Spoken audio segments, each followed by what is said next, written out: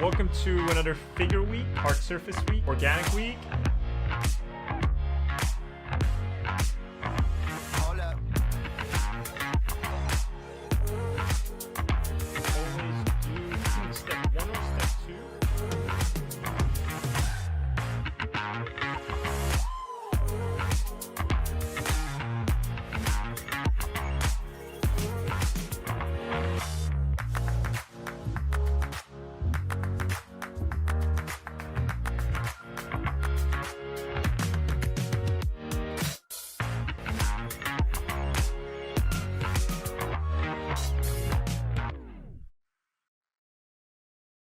Hey everyone, my name is Ahmed Aldouri. I'm a concept artist and former instructor at Art Center College of Design, Brainstorm, CCS, CGMA, and various other places. And I would like to introduce to you this digital painting course that I've created. But before we get into anything, I just want to thank you for the support you've all given me this whole time. And with the support of so many of you, I've been able to put together everything I know about painting into this digital painting course. You want to become a pro illustrator, concept artist, or even just a hobbyist, but you don't have a clear map to get there. And that's where I come in. I spent the last 6 months compiling everything I know from my 20 years of art practice, and I've turned it all into a map. Starting with foundations such as rendering shapes, color theory, painting basic subjects, understanding brushwork, brush economy, all that fun stuff, deconstructing the skull, drawing it from every angle, all the way to master studies, stylized painting, and you'll find yourself at the end of the course doing a concept art project based on everything that we learn in the first 14 lessons. So how does it work? Well, you sign up, you watch the lectures, do the assignments, post them to the community page if you want, and treat it as a self-study, except for those of you who have signed up for the weekly meeting, where I personally critique your work in a virtual classroom setting. I believe learning by repetition is super important. That's what I've sort of presented a lot in this course, and the assignments are tailored for that, as adapted from my time teaching at Art Center. And each of these lessons have step-by-step explanations in real time.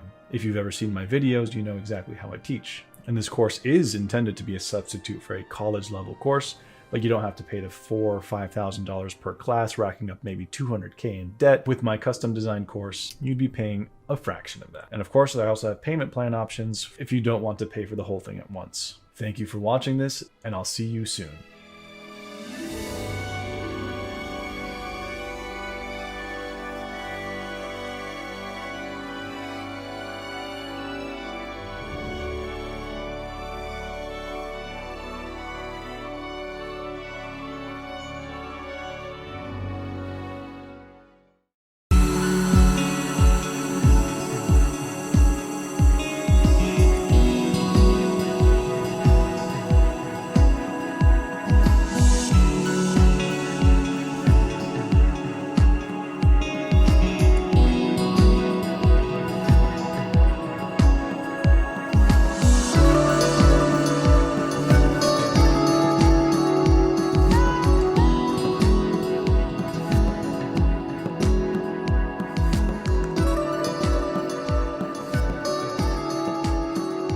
Hey guys, and welcome back to another episode of Digital Artcast.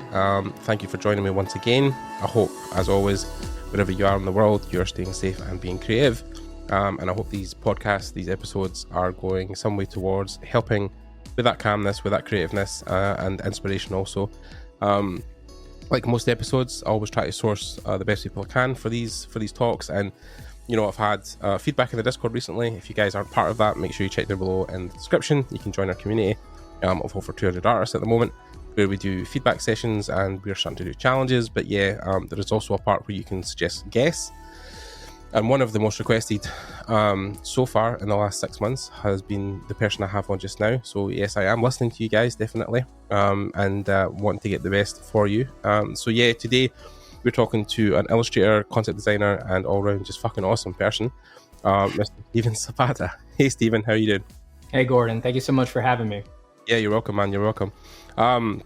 So yeah, you've been kind of blown up in the last, I would say, 2 to 3 years. I know obviously you've had a career in concept design and illustration for a long time, but I think social-wise, you know, you've definitely been active and streaming, you know, putting out content, collaborating with other people. I think the first time I properly not knew of you, but really saw you socially was when you had done a podcast with Modern Day James Douglas, in New York. And you're obviously an NY yourself, and yeah, that was the first time I really got to sit down and listen to you kind of chatter away. It was you, Ahmed, and James, and yeah, you were having a good old rant. But yeah, so I mean, what kind of spurred the last couple of years and really getting in the public eye? I mean, first of all, for people who don't know you, do you want to do just a quick intro of who you are, what you do? Sure, yeah. So yeah, I've been in concept design, entertainment design in general. I'm a native New Yorker. I grew up here.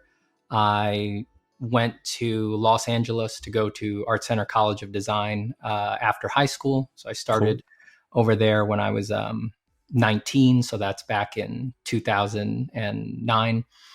And did my 4 years over there. Stayed in LA for a total of, I think it's 9 years, I want to say. I stayed in LA.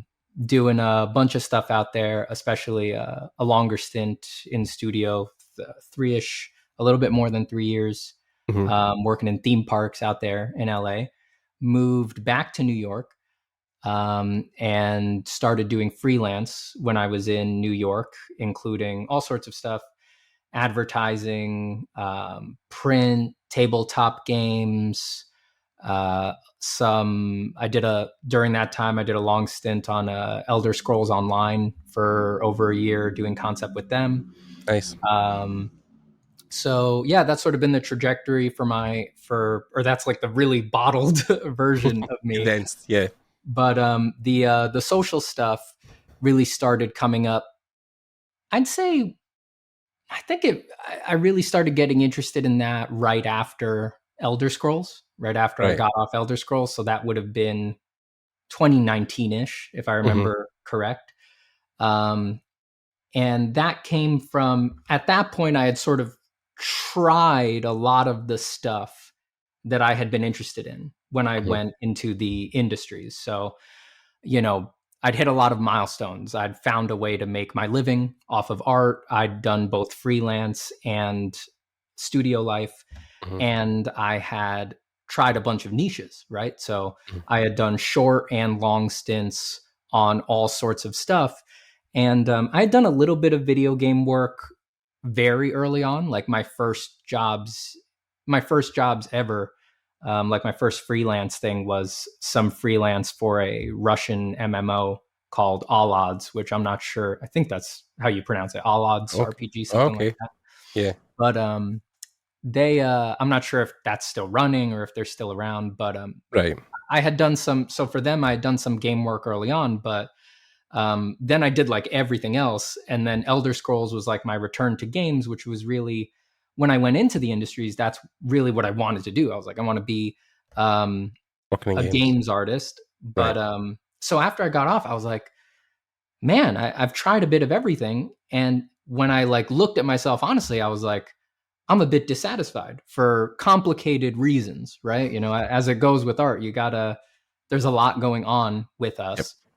And I found that I wanted more human connection, but also artistic connection, and a space to talk about the stuff that we often feel like isn't on the table in the entertainment design world and the design world in general.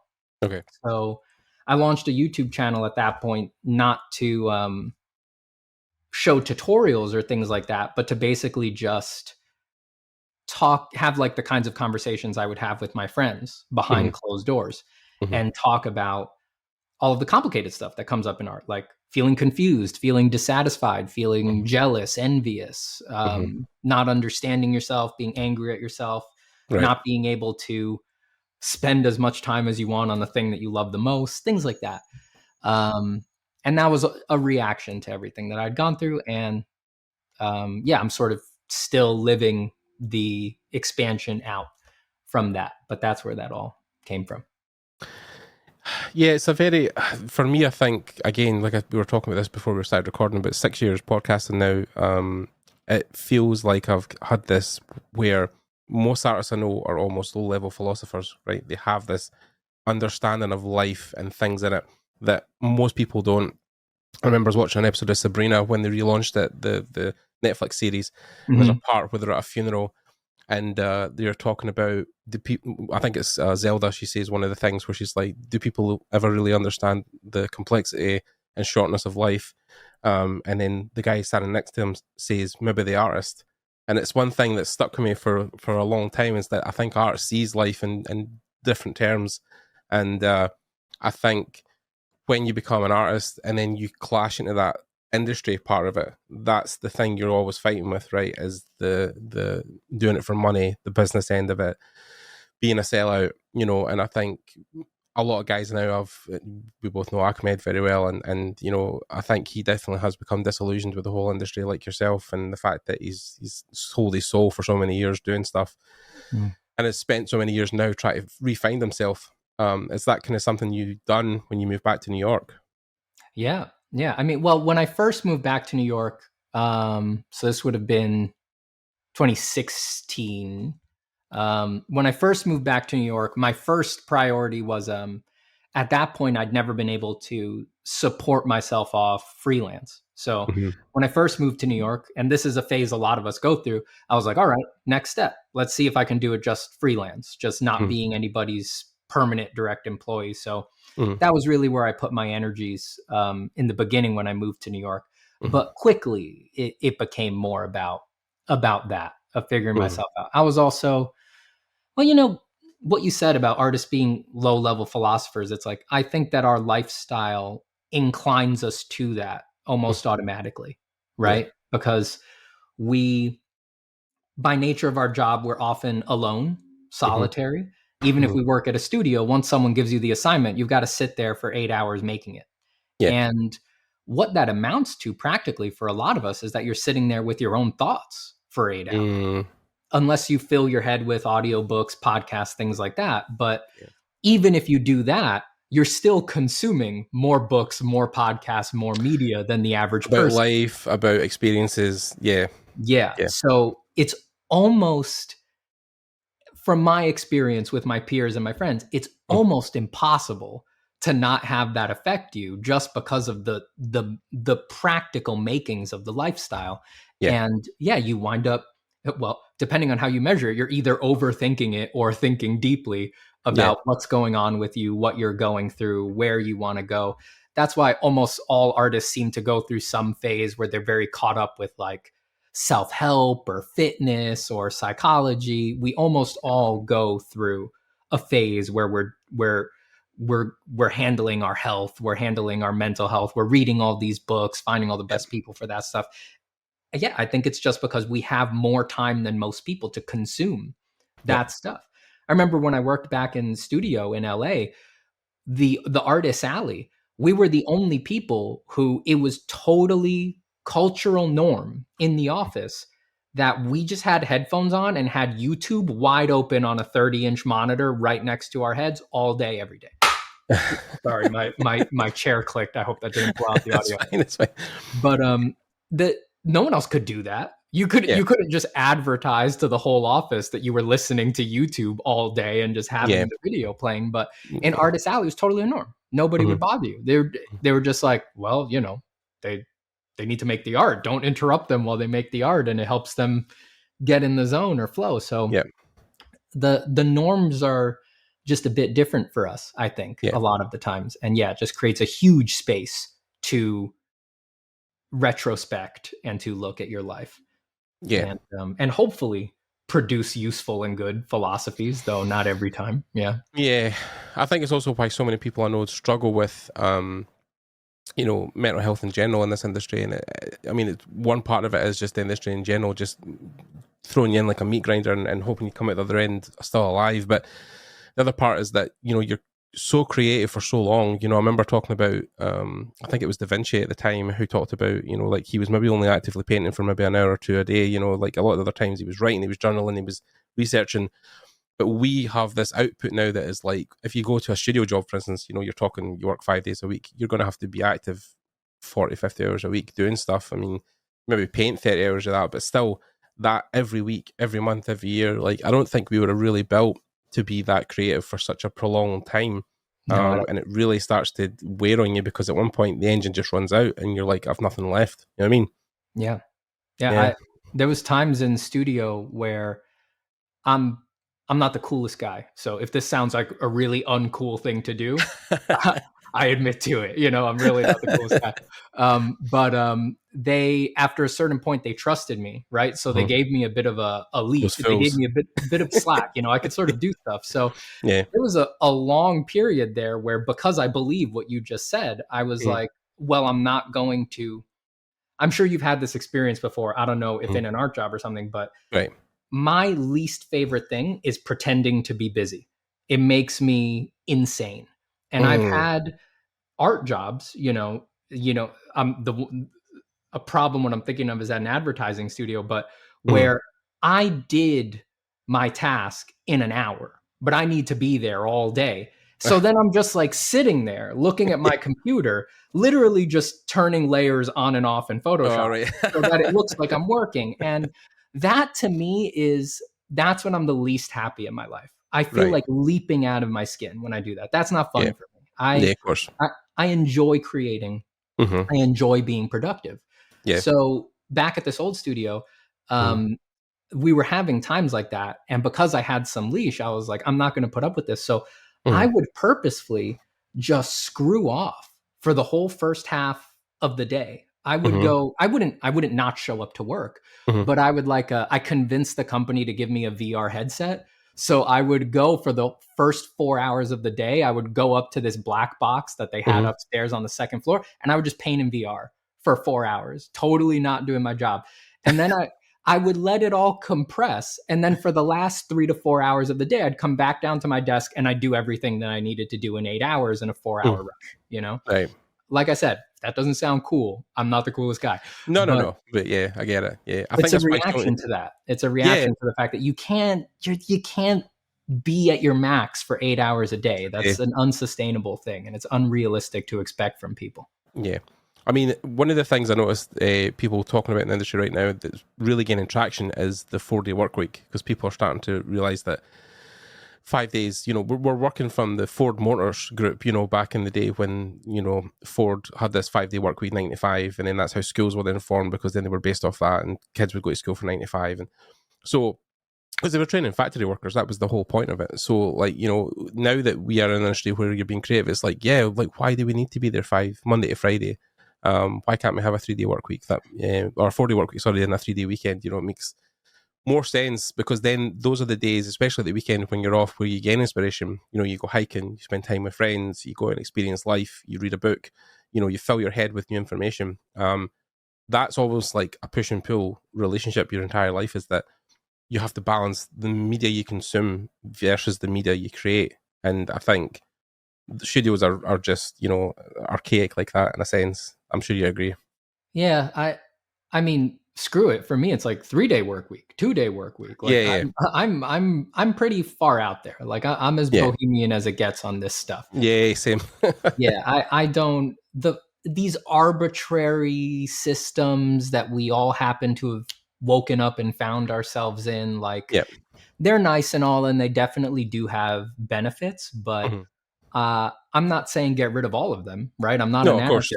I'm not an anarchist, but I don't see any reason to accept them without scrutiny. I think they should all be scrutinized, and almost to a person, everyone who's in them and doing the work at the vanguard, right? They feel dissatisfied about the systems. They feel hurt by them.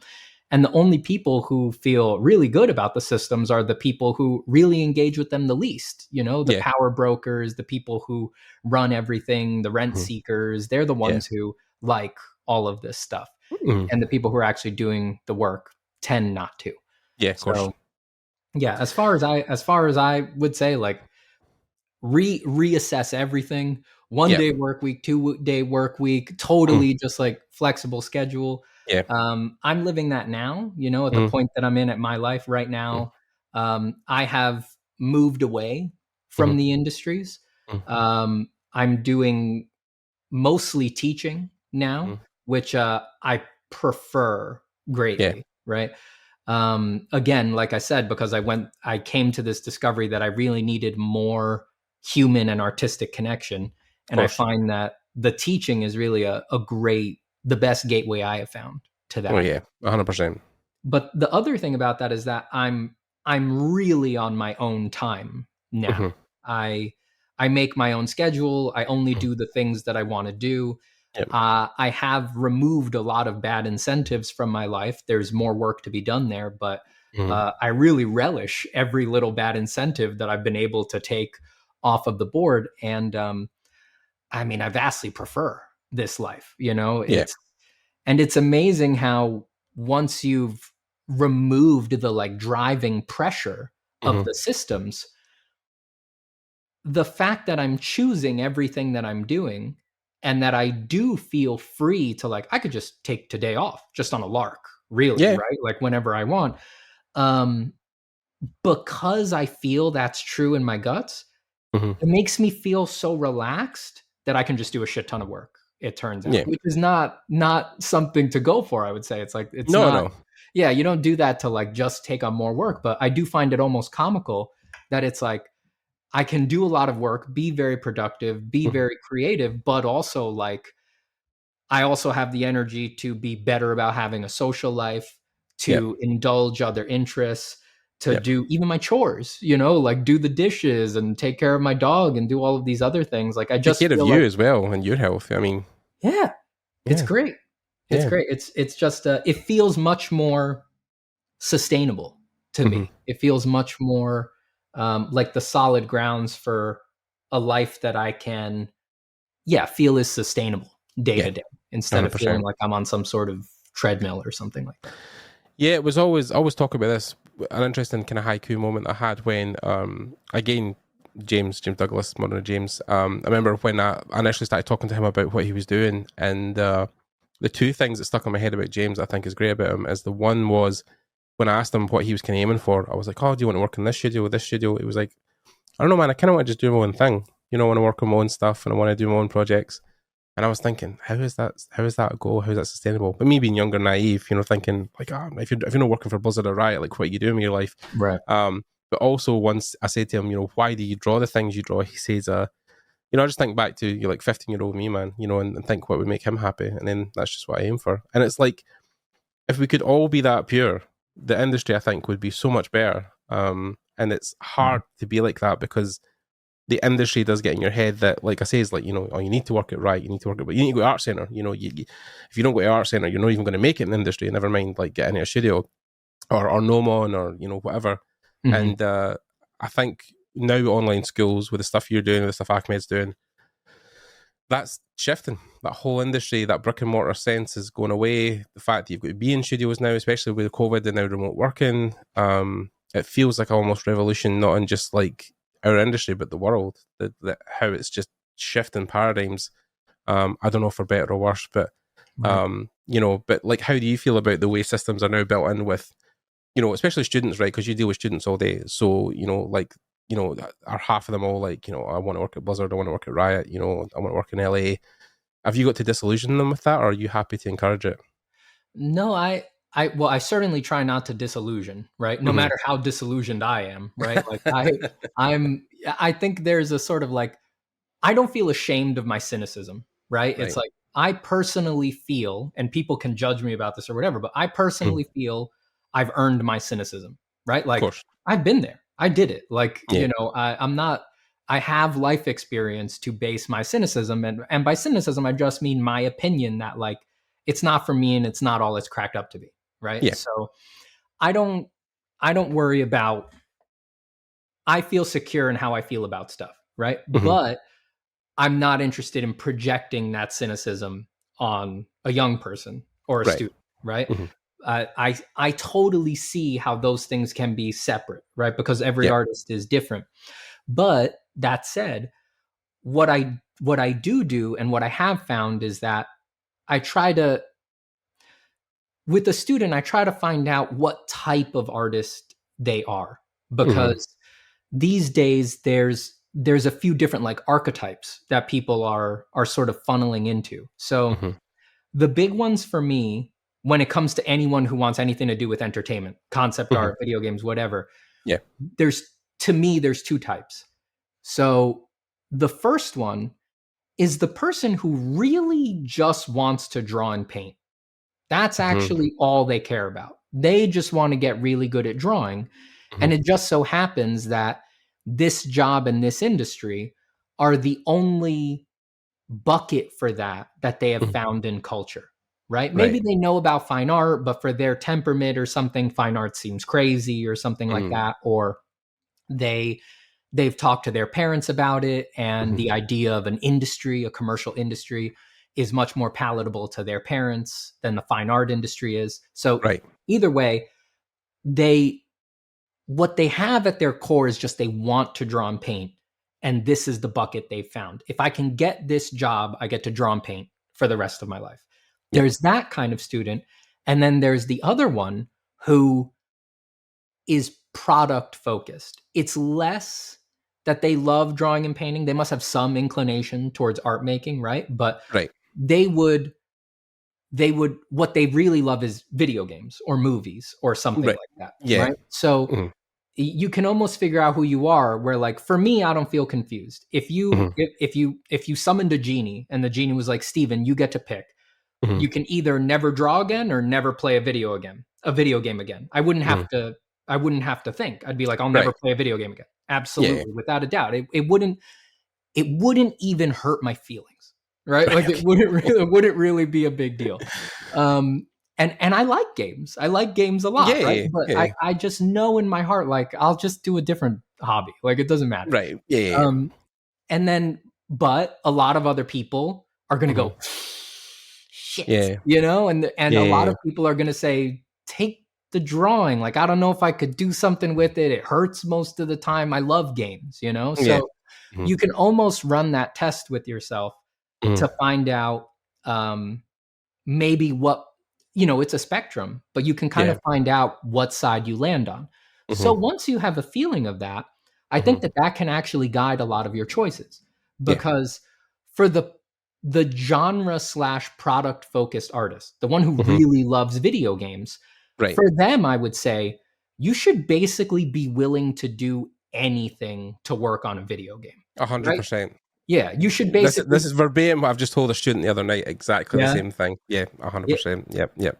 So for them, I really believe that, right? If they're pretty far on that spectrum, if they would tell the genie, get rid of drawing, give me the video games forever, I really would tell them, do whatever it takes. Change week to week. You know, just go, get in with people from the studios, go for your favorite studio, ape their style, use whatever tool necessary, because for you, it's just not that much about the process of making the thing, right? That's the end result. Yeah, you want to be associated with Blizzard, with Riot, or something like that, right? And as bohemian as I am, people are different. I know that people get satisfaction from different things.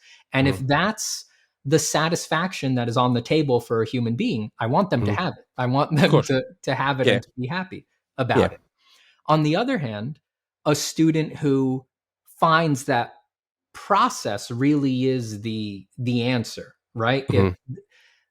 So again, it takes different shapes depending on who you are. But for me, I find like it's very important to me that the thing I do be fun to do moment to moment. Right? Like it's got to feel good for me. Right. And I don't get a lot of satisfaction from the final product. And I don't get, I get almost no satisfaction from being on a big project. Right. Like there can be some initial excitement there. It can color the lead up, like doing the work, like, oh, well, at least it's for this company. But then once the product's out, often I forget I did it. Like I still encounter things out in the world and I'm like, oh shit, I worked on that. Like I forgot that I worked on that until I see it out in life. And I just don't, it's in one ear and it's out the other, right? For me, I'm a much more process focused artist. For those students, people who are anything like me, I would not give the same advice I would give to the other type of student.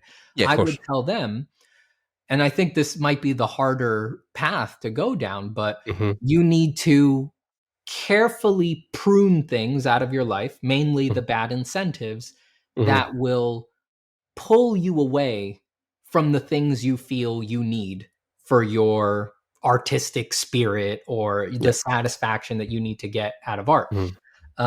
And that's a hard thing to do because, these systems like to pull us the other way because they stand to gain more from the product than they do from how you feel while you make the product. That's almost irrelevant to anybody who's selling the final thing. So the energy is always in the current system. The energy is always going to flow in one direction over the other. Yeah, 100%. Yeah, I mean, that whole thing you just said is I think crucial for students to figure out. I mean, I'm definitely the product person. Like, I just want to be part of. I mean, it's not even just a thing where I'm like, oh, I want to work for Blizzard because I want to be famous. It's like, I just want to be part of something bigger than me. Yeah. You know, I want to be standing behind a team that does incredible things and just say that I was part of it. You know, it was funny when somebody done this the other day, and it was actually crazy when I thought about it because we were talking about Overwatch, right? And how today, as we're recording, Overwatch 2 is launching and the whole transition's taking part. And he was always, I had this conversation about art and being in projects and teams and stuff like that. And he was like, when you play first-person shooters? I was like, yeah. He's like, do you play mostly damage roles, tanks? Like, what do you usually main? I'm like, I don't know if this is relevant, but I usually main supports. And he was like, all right, okay, cool. So you want to heal, you want to buff, you want to get behind your team and make them better? Yeah. That speaks volumes about you, Gordon. I was like, oh, shit. And I never thought about that. But like, yeah, like you subconsciously throughout your life, even in video games, pick these roles and RPGs and anything you do that, like, do you inherently play the bad guy, the good guy? Do you go wizard? Do you go, like all these things are subconsciously parts of you that are feeding into other things. And the fact that in almost every first person shooter I play, I want to buff and heal and help the team push forward just spoke volumes about my intro into the industry and where I want to be. I just want to be part of a team, helping them and pushing them and elevating them. And, I mean, I don't know what a guy like you would play, but you know what I mean? But it's like, it's interesting to think about your roles. Yeah. If Bloodborne is any indicator, an invader. I ruin people's day. That's what I do. Just appear with a pistol and a hatchet or a butcher cleaver and like, let's do this thing. That's my role. Yeah, I'm that guy. Yeah. Cut things up. Yeah, man, but I mean, he really got right at the heart of you with that one. No, I was just saying that's a great story. That's great. Yeah. And it's funny to think about it now when you look back and think, how was that even relevant? But then you think back and you're like, oh shit, yeah, that doesn't make sense. And the product, people do just want to be in the games industry, in the movie industry. It's something maybe because they've consumed the media growing up. And for me, games definitely, especially because I'm in Scotland. And between here and Ireland, we sold the most PlayStation 1s back in the day because when you're on an island, escapism is worth its weight in gold. So, playing games initially, have helped me develop social skills, problem solving skills, critical thinking, socializing with people. I mean, they've done so much good in my life. And it's got to a point now where I'm trying to enter an industry that is part of that, but it's hard because also you've got to sacrifice certain things. And it's like you said with the Genie, giving up the games, giving up the drawing. If you want to be a good concept designer, artist, illustrator, you kind of have to give up with that part of your life because it's like you said, it's a distraction from what you're meant to be doing, and there's so much discipline that has to go into that art form specifically. I mean, 3D and other disciplines have a huge barrier entry, and they're not any easier than any other, but like I think with drawing there's this fundamental skill that so much relies on your core skills. You can't fake that as much. I mean, with 3D artists, sometimes the program can do things that, you don't have to do because it's figuring it out for you, algorithms, things in the background, light and perspective. But with 2D, that's all on you. Like if you make a line out of whack or like the colors off, you can't fake that in a program because it's physically you that's doing it. And that's the harder sell for students, is that you really have to be disciplined to want to do that particular art form. Yeah, I think so. I mean, but the other thing is that the industries change constantly and very rapidly. Like, I had someone message me the other day, sending me his portfolio. And usually when someone does that, what I need first and foremost is I need you to pick a goal. Like almost any portfolio without a reason it exists, right? A particular studio, particular industry is out of context. They're useless, basically, right? So I got the goal from him, and he sent me his portfolio, which had a lot of hard work in it, right? But he said, I think I want to work for Ubisoft. Like, I want to work for a place that's like Ubisoft. And his portfolio was really heavy on drawing and painting, right? And he had gained good skills in drawing and painting, right? It wasn't like it wasn't like top tier, but it was definitely above average, right? And for a lot of drawing stuff, it could be entry level. But based on the goal, I had to tell him, and it breaks my heart as the kind of person I am, you know, like I'm known for my traditional drawings mostly at this point. It breaks my heart to have to say it, but I told him, and it's my personal opinion, you know, anyone who works at Ubisoft may think I'm wrong, and you know, you should talk to them. But I told him, like, because I went and researched, I went and looked, like, all right, let's look at Ubisoft's concept art. I was like, I think a portfolio this heavy in drawing and painting will hurt you getting a job at Ubisoft, because and there's deception in the art industries, you know, that's a whole other can of worms. But if we look at the product they put out there, it's all using photos, efficiently using photography and doing photo bashing. So even though it can be a flex to show that you can actually draw, if the portfolio is dominated by that and it goes to the wrong studio, in this case Ubisoft, it's not going to be a good look. It's instead going to advertise that it's likely that you're going to waste time trying to draw things when you should just be putting a photo in there. So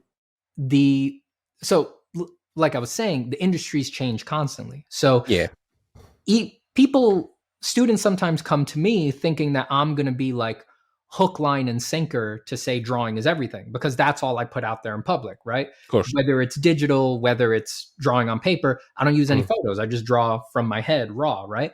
So they think I'm going to be hook, line, and sinker on that. But sometimes they're surprised when I'm like, only if that's relevant to you. Like I don't begin from that assumption. And if they're coming at me with an industry goal, it's like, prove it to me. That's my usual stance. I'm like, prove to me that for that goal, you need to draw well, because that's actually not my starting point. There's plenty of positions where we can separate things like design knowledge and design understanding, but just like to draw well by hand is not necessarily needed for every kind of art thing, you know? And, Agreed.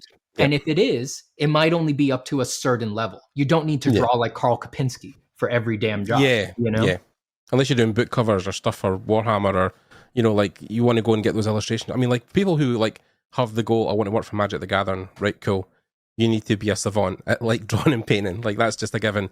You know, Hearthstone, any card game where there's illustrations, book covers, magazines. But concept design in its own, like you say, can involve stuff like photo bashing, photo textures, 3D with Blender now, of course. Or there's some people who don't even draw. They just make stuff in 3D and take screenshots, and that is the end result. But then if that's what the director wants, what the art director wants, sure, then what the why are you even wasting your time drawing? That's why I think a goal is so important. And, you know, I think we were having this conversation the other day. So myself and Antonio Staparts, who runs ArtWad in Europe, he was talking about how, you know, back in the day when studios hired a ton of photo bashers, a lot of the art that was put out was generic, it was bland. And I think Ubisoft, we even talked about this from a gamer's perspective, that they have a formula now where they put out similar things. I mean, obviously the teams work incredibly hard on a lot of this stuff, and stuff like Assassin's Creed Valhalla was incredible, and the amount of history and lore that goes into it. But then the painting style, that is very similar. And I think what people are now seeking is the traditional mediums, is stylizing stuff, is, you know, Riot and Blizzard employ a lot of kind of unique artists because they have a very unique spin, but they are now in a position where they built that skill up over years, and now they're needed. And I think, as we were talking about earlier with AI art, you know, there might even be a thing now where that becomes so generic that people will start to seek out the masters, people who really can put out stylized work or something that's different. It's a hard industry, because from when I started back in 2012, when I left my job as an engineer to go back to university, ArtStation wasn't even a thing. You know, there was no online learning whatsoever. No one was there, but it was, you know, the old DVD system and stuff like that. And the first stuff I learned on how to draw heads and stuff like that, it was David Finch. It was how to draw heads for comics and stuff, you know, dynamic heads. So even since I've left and the 8 years I've done it, like the industry has shifted so much, because even concept design at a point wasn't even a job. So, you know, it feels like we're not even settled on industry jobs, and there's so many new things that are starting, and maybe AI artists will be a thing. It will be a job at one point that people do. Who knows? But I know you've experienced it on your streams when you've talked about AI art. You've said about, you know, people are saying, you know, it's not really good stuff anyway. And you've kind of said, I wish I could agree with that, because I think the stuff is actually quite good. How do you feel? This is a big conversation piece, but AI art in general, for what you do, like, are you feeling threatened? Do you see it having a use? Like, where do you sit on the fence? Okay, so I think this is like the most interesting thing that has happened to us in a very long time. So I've Since like Photoshop and 3D textures and stuff like that, it's just like, as long as right. I've been around. I mean, Right. so I knew I wanted to go into entertainment, and I started looking at video games, movies, the concept art industry when I was around 16 years old. So that means wow. that I've had my eye on it for about 16 years now, because I'm 32 now. So people have been around way longer than that, sure, but Yep. 16 years is not nothing, right? So Yeah. I've seen a lot of things come and go. Mhm. By my estimation, Mhm. nothing has ever reached this level of interest, confusion, strangeness, novelty, everything. So I think it's a Yeah. huge conversation with an immense amount of nuance, and it's a very complicated thing to try to figure out. Yeah. But yeah. I hardly know where to begin. I hope you don't mind if I just kind of like run.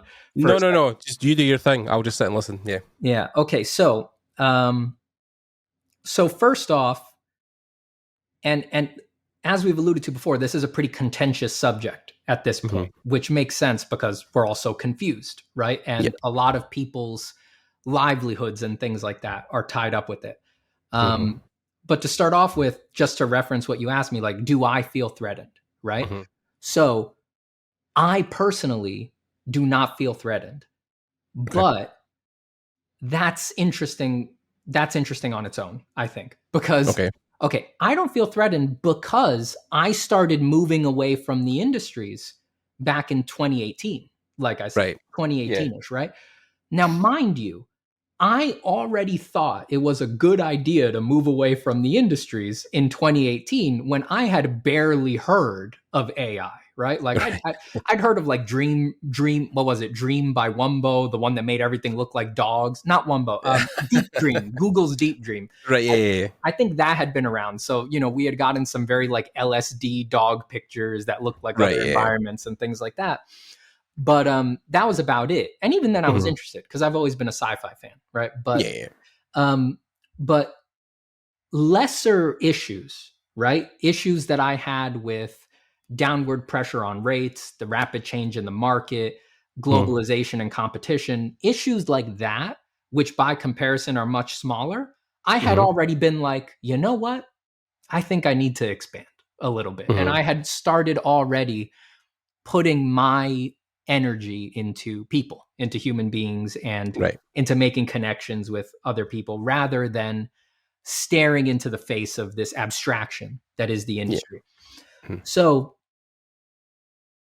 with this coming onto the scene right now, I already have a platform of human connection. I already have a career teaching art. That teaching, as far as I can tell, is not absolutely predicated on teaching people how to get into the industries. That's not what most people come to me for. Most of my students come to me to draw well. That's what they want to do. They see the way that I draw and they're like, how the hell do I do that? Right. And then what they want to do with it is up to them.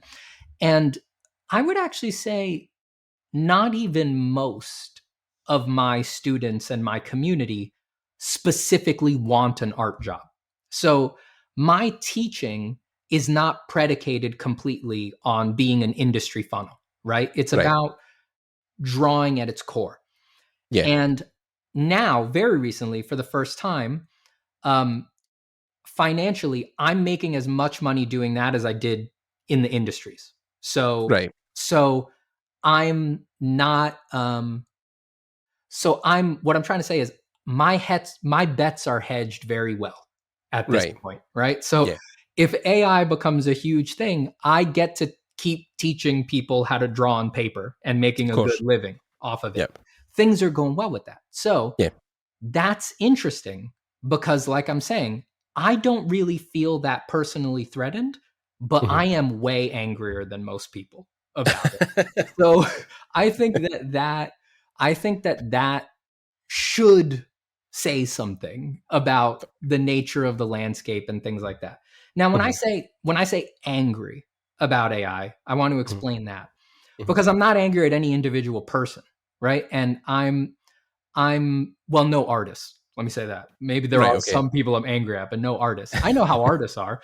When something amazing comes along, we're artists because we're interested in what is interesting. We're Yeah, interested of in course. what is cool and strange and new. Like I totally understand that. So Yeah. I am literally not angry at any individual person who uses AIs and is playing with them and everything like that. Right. What I'm angry about is the environment around them at the moment. That's what bothers me. Mhm. The way that these were produced, the way that they're Mhm. being distributed, the way that they are trained off of huge data sets of copyrighted imagery and art that is Mhm. made by other people, and they basically refuse to own up to that. Those Yep. systems are definitely irksome to me. I shouldn't even couch it with irksome. It's like I just think it's wrong. I think it's Yeah. very wrong. You know Carla. You've had Carla Ortiz on your Oh my show. God, yes. Yeah. Yeah, she is definitely losing her mind right now over the Yeah. AI.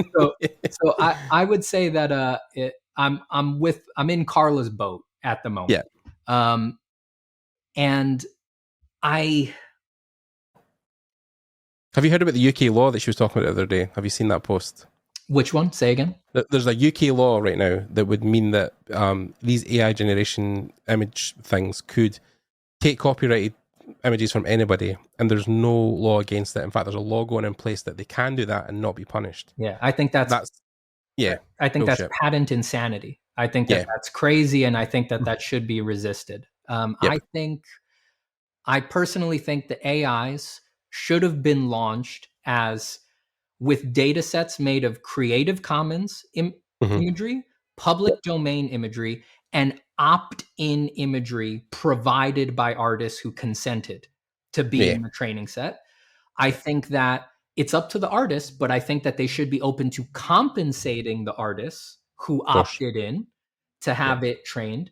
And I think there should be opt-in and opt-out options so that artists can say the next time you retrain the model, which is, we're getting into the details of how these things work, but next time you retrain the model, count me out. Take me out of it. It affected my livelihood. It affected such and such. You don't compensate me enough. I want to be out. Right. Yeah. So that's my personal that's what I wish they had been.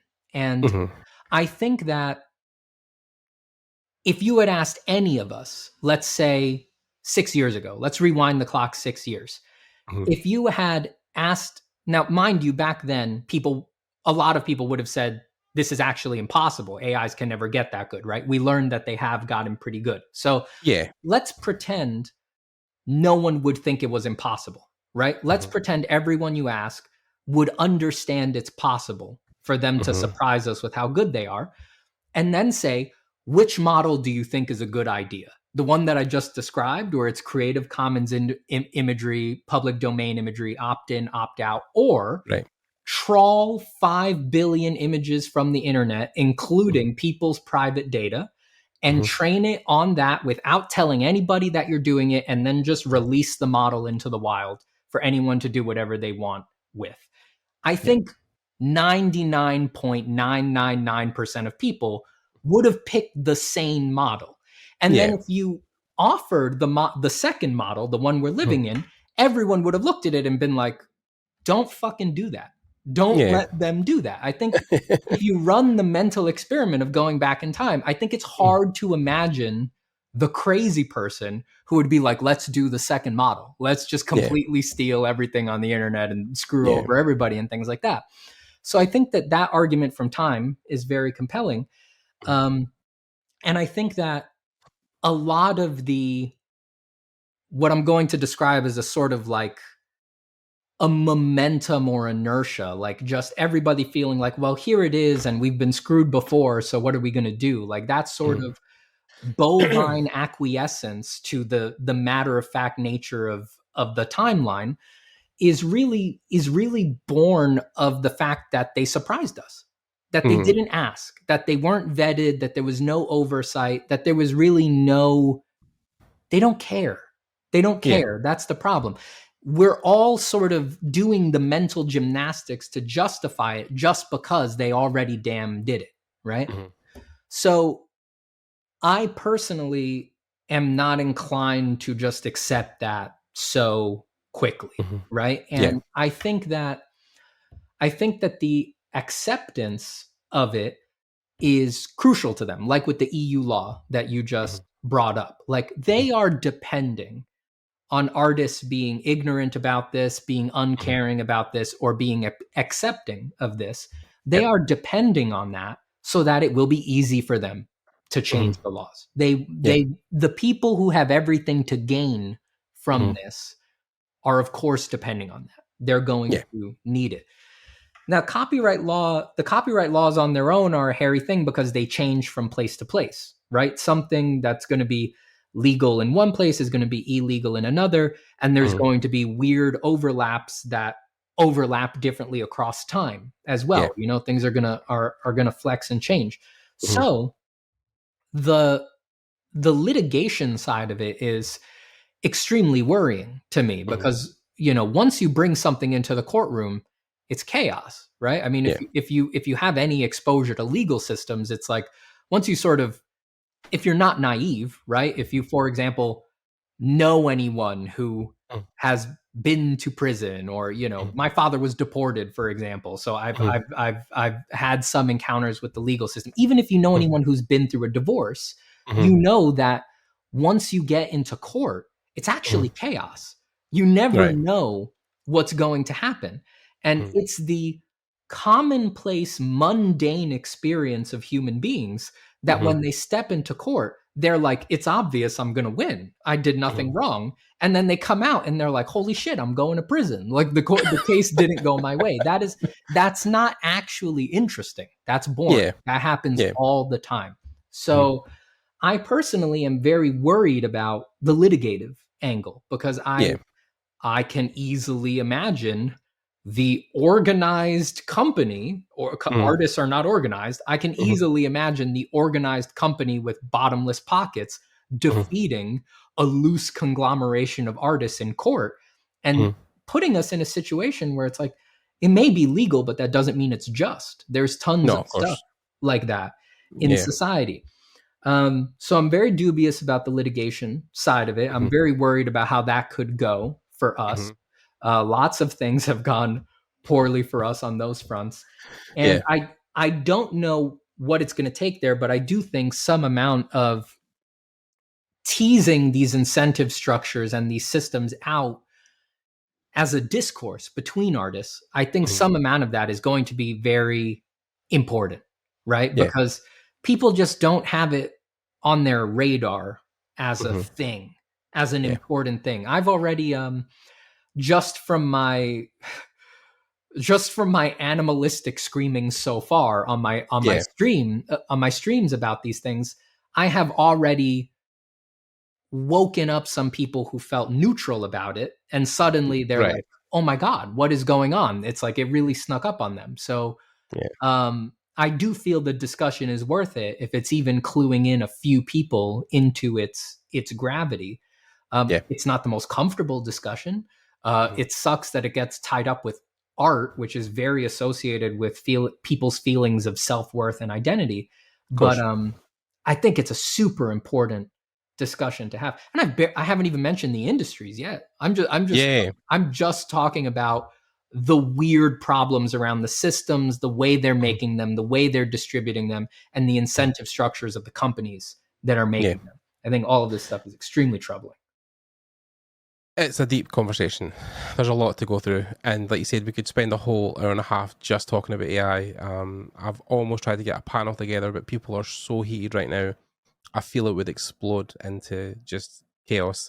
So I'm trying to avoid it for as long as I can but at least it's settled enough that people won't start screaming and throwing things at their webcam. Well, better to throw it at your webcam than at people on stage, at least. Yeah, of course. The way I initially saw it, and I think this still holds true, but there's a caveat, is that if it's opening the door for other people to get into art, that in my sense is a positive thing. What I don't agree with, is what you don't agree with, is that it's scrolling people's work and stealing, essentially. If it was just a data set based on, like you said, copyright free stuff, where it was just stuff that you could use, Creative Commons, totally fine. Go nuts. Same. Like, enjoy yourself. Like, type anything you want, spend 24 hours a day making art. Great. I'm happy for you. I'd use but it. Then, I'd be like, this is so cool. I'd mess around with it all the time. I'm the same. I've done stuff as well. But like, yeah, like the whole legality thing, like, I know when people back in the day, and this is going back maybe, I can't remember when it launched, maybe even 2010, 2011, when Spotify launched, and people were like, oh my God, all the music in the world ever. And I get to listen to it whenever I want, and it just streams straight to my computer. And then every artist in the world was like, oh, fuck. You know what I mean? Like, they had this whole thing where it's not the same as the AI in a sense of the tool, but like it was a thing where people were having a fight where they wanted to be compensated for their work. You know, if they have to stream it, they wanted at least some legality and what they could stream and what they were getting back out of it. The music industry has definitely faced copyright issues for a long time, especially when it comes to stuff like remix and people stealing songs. And I mean, I personally love rap myself, and the Notorious B.I.G. was one of the biggest for, you know, taking other people's music and remixing it and rapping over it. But in most cases, he would obviously pay for the rights to use that music. Mm-hmm. But for art, it's a weird thing where people have this view on what we do, especially within the entertainment industry, because they can't discern us between normal people who paint in the street for money and people who work in a massive multi-billion-dollar industry. They're like, you should be getting nothing for your work and time. You know, you're a creative. You should be happy that you're getting to do that. I have a real job. Yeah. And it's such a, and then when you start to fight in AI, people are like, why the fuck do you care? I'm like, because, you know, like it's such a, like you say, even I was ignorant to it at the start, where people would say that, like, I think, oh no, it's great, people are getting into art, and you know, it's a tool, it'll be like photobashed in 3D, like, but it'll just become something we use at one point in the process. But the legality thing of, you know, and Carla's been the same, talking about Greg's work, you know, and how that's been hugely affected, and that's one of the most common things. And I even saw a Facebook post this morning that almost just made me fall on the ground, where a guy was tweeting at like one particular artist he was using in the AI generation, and he was like, I can never remember the artist's name, but it was like, this guy's job's over once I get better at AI. And I was like, Simon Stalenhag, that's who he was. Yeah, you've obviously seen it, but like, I was just like, oh my God, like the gall just like call somebody out like that on their own work. I was like, oh my God. But yeah, it's a whole, it's extremely worrying to do that to people. It's like you said, if it was consent based, that changes everything, right? Like if Craig Mullins wants to get paid, you know, $100,000 by the company for 600 of his images to train the AI on, right? He consents, he gets rewarded. I'll go type into the AI, you know, bunny rabbit in the style of Craig Mullins. Like there's no, it's that to me is like, that's totally above board, right? And even better if it has clear opt-out options, so that when Craig finds that a director's like, you know what, I don't really need you anymore now with the AI, he can tell them like, yeah, take it out. We're done here. Like, no more of that. Like, and maybe he needs to pay back some amount of his royalty, whatever. But I think that all of that sounds extremely sane to me. That all makes sense, and it's all legally above board. And like I said, if we rewind the clocks to a time before, when it was sort of matter of fact that these things existed and they were decent, I think everybody would have wanted that. I think everybody would have clearly chosen that. So I have to emphasize, like, I think there's definitely a way to do a totally useful, ethical AI system, right? That is based on consent. All of the other boring arguments around it, like, is it art and things like that? Like, I personally think it is art. Like, I think it goes without saying that human beings can express themselves with anything, right? Like, human, you could go pull bottle caps out of the trash and make art with it. Like, the any arguments based on people saying like, oh, you just don't think it's art and you want to gatekeep it. It's like, it's art. It's just, that's not super relevant to the conversation. What's relevant to the conversation is the systems and the people that are putting it out and how they're doing it. There's also, you know, just because you brought up the music industry, this is a recent example. And I think it's, you know, I think a lot of these examples, it's like time is going to wash these things away because things are changing so quickly. But one of the main image AIs that people are using is Stable Diffusion by Stability AI, right? And it has all of the problems that we've indicated. It's trained on the Lion 5B data set, which is 5 billion data crawled images. Let's table that for a second. But it is made by this company, Stability AI, which has they're making a multitude of AI offerings. And one that they have coming out is a music tool. It's called Harmon AI, right? And they are engaging in an egregious double standard. If you go read the info that has come out about Harmon AI, they are happy to say, the same company, right? They have these little subgroups that are making these things, but that same umbrella corporation, for Harmon AI, they bill as a pro. It is made with all copyright free and Creative Commons music and music that artists opted in to offer to the AI. And then they say themselves, because AI models are prone to memorization and overfitting, it was a must to keep copyrighted data out of the training set. That is a double standard, so direct and so like they're laughably putting their foot in their own mouths with that it really, honestly, I don't know how else to interpret that other than they're bad faith actors. Because to me, that reads as if maybe there's some sort of internal civil war or something like that, but that basically indicates that they know they did wrong. And it's just that they're more afraid of musicians than they are of artists. And they see that right there. Yeah. That's exactly it. Exactly it. It's a more litigious industry, a more unified industry with better... You're dealing with millionaires. If Nicki Minaj or Taylor Swift gets pissed off that you're sampling their songs, they can sue you for millions. We can't do that. Exactly. We don't have that power. Artists in the industry, some of them make decent money at big studios, but like you're not talking on the same level as like Taylor Swift and stuff. Yeah, not at all. And I think that they are aware of that, and they know that the scale of the problem, let's say it's theft. I don't know. Let's call it theft. But if the scale of the theft almost numbs the mind. It's like, it'd be easier to get behind they stole Craig Mullins' art. It's easier to get behind that than they stole 5 billion pieces of art. That the scale of that numbs the mind. You're just like, you know, I don't know what to do. Everybody's art. yeah. It's like it. I think they understand that our visual artists are not inclined to unionize, to litigate, to be contentious. You know, artists just want to stick their head in the sand and hide in a hole, and that if they do it on a big enough scale, no one's going to know where to strike. Right. So, that's my interpretation of that egregious double standard. There's other ones, like I said, you could say there's a civil war, and that within their company, these people are, you know, more on my side, and the other people are more, I don't know what to call the position that they took. But whatever it is, there is a deep inconsistency going on there. And it's not a good look for us that we would let them sort of walk all over us on those particular points. It's very frustrating. It's very frustrating. Yeah, I mean, it's something that I think we're going to have to watch play out. But I know from some of the books I've read, there's one I've just read recently called The Fourth Turning, where it talks about how humankind revolves round and round in these 80 to 100 year cycles where the same thing's going to happen over and over again. And the fourth turning, the one we're in just now, is what they call the crisis part of it, where everything in the world is upheaved, global crisis with finances, wars, things going on globally.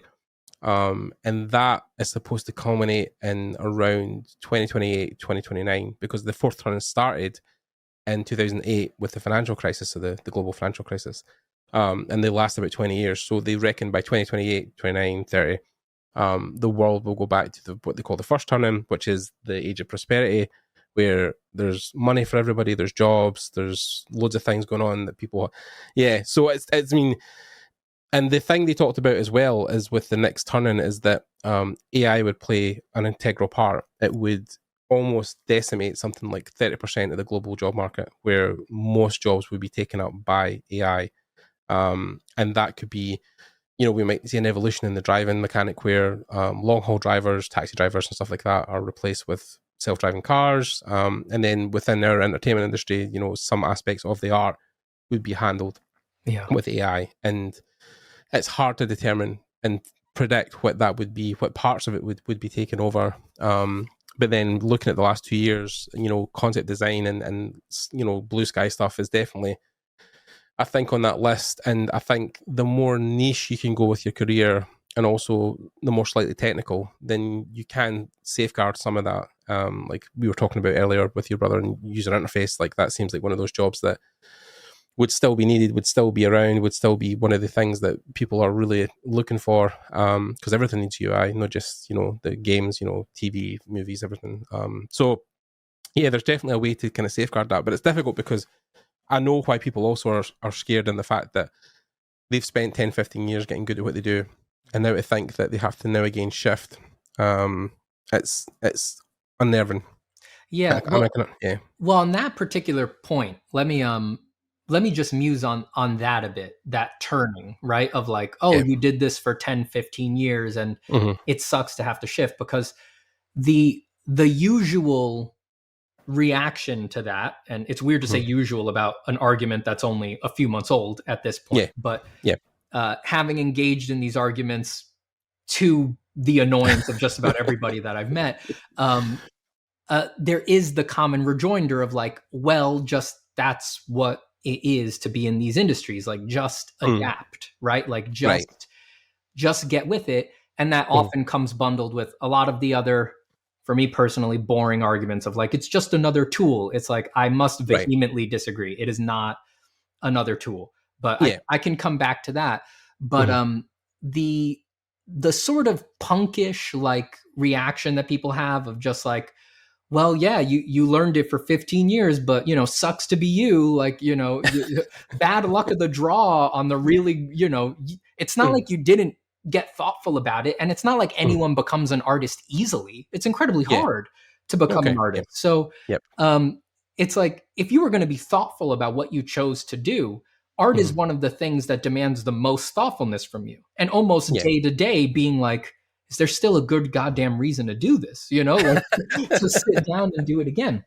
So I actually really don't like the usual punkish reaction to that is going on. It doesn't, just because that has been the course of history, that, that's the random turning of technology, so too bad for you. That is no consolation on the loss of human capital and human opportunity. And it's, I think it's a little cold and honestly comes off as like petulantly childish in the face of, this is specifically to give the fruits of that sector to a senseless machine. There's no joy will be gained by the AI doing more creative work. No, the AI cannot enjoy the fruits of its labors, right? So we are letting the random turning of technology displace and steal a huge amount of the available moment-to-moment happiness and satisfaction and meaning that is available from look, art making jobs have their problems, but Mm. people do them for a reason. They go for them because they think they'll be fun, and they often are fun to some degree once you get into them. To give that to a robot Mhm. just because it's possible is, by my liking, deeply anti-humanist. It's like, to what Yeah. end? Why do we want to do that? Who is Yeah. this for? Why are we building this system? It makes very, Mhm. very little sense to me. And again, mind you, that's coming from someone who, I don't do that anymore, right? Like, it's Mhm. not, Yeah, it's yeah. not me losing their job over that. It seems completely nonsensical. Yeah.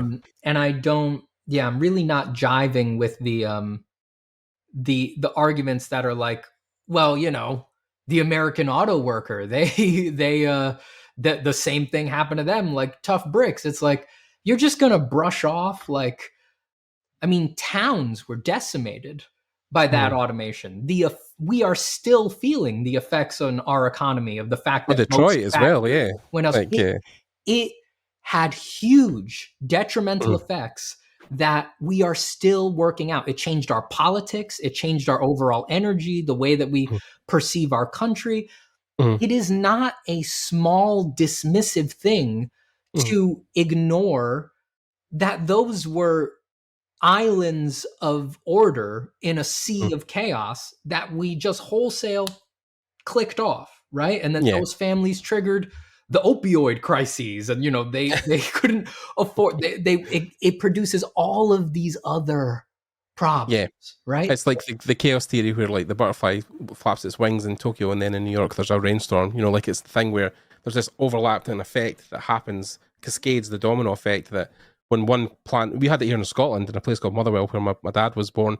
When they closed the steel factory there, like, yeah, everybody lost their jobs. The town went to shit. Everybody went on benefits and government aid. Like, yeah, like it's felt worldwide. Yeah. Yeah. Well, I think it's like, yeah, I also can look at history and see that stuff has happened, but it is completely callous to ignore the suffering that our family members have gone through. And it's like, Yeah. those were people. And again, it's like, maybe that's what happens in history, but it seems but why, man? Why not Yeah. choose the people? Because money, because profits, because corporations.